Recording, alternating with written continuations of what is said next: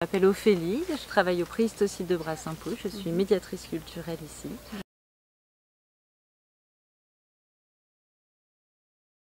C'est plus qu'un musée en fait, hein, c'est un lieu où on a à la fois un espace muséographique avec des collections et on a un archéoparc, un parc d'animation archéologique où on reproduit les gestes de la préhistoire, on voit comment vivaient nos ancêtres à l'époque. On a aussi des reconstitutions d'animaux, du couvert et de l'environnement végétal voilà, de nos ancêtres.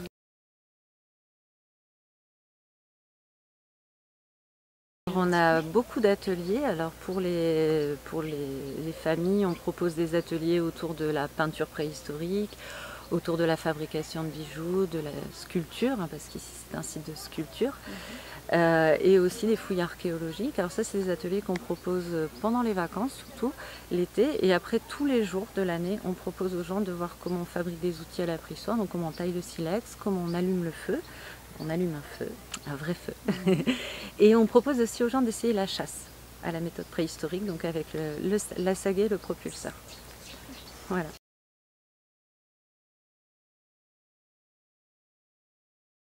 La Dame de Brassainpouy, alors c'est une petite statuette en ivoire de mammouth. Alors elle n'est pas très grande, hein, elle mesure 3,6 cm. Alors, je peux vous montrer voilà, la taille de la dame.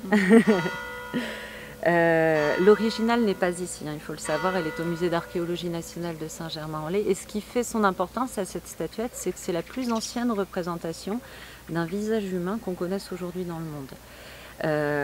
Et en plus, ce visage est particulier parce qu'il y a les yeux, le nez, mais il n'y a pas la bouche. Et on a une impression quand même de bouche. Donc c'est une illusion d'optique créée dans à peine 1 cm d'ivoire de mammouth. Et elle a, alors on a tendance à dire 25 000 ans, mais aujourd'hui on a recalibré ces dates, on lui donne même 29 000 ans. D'accord. Oui.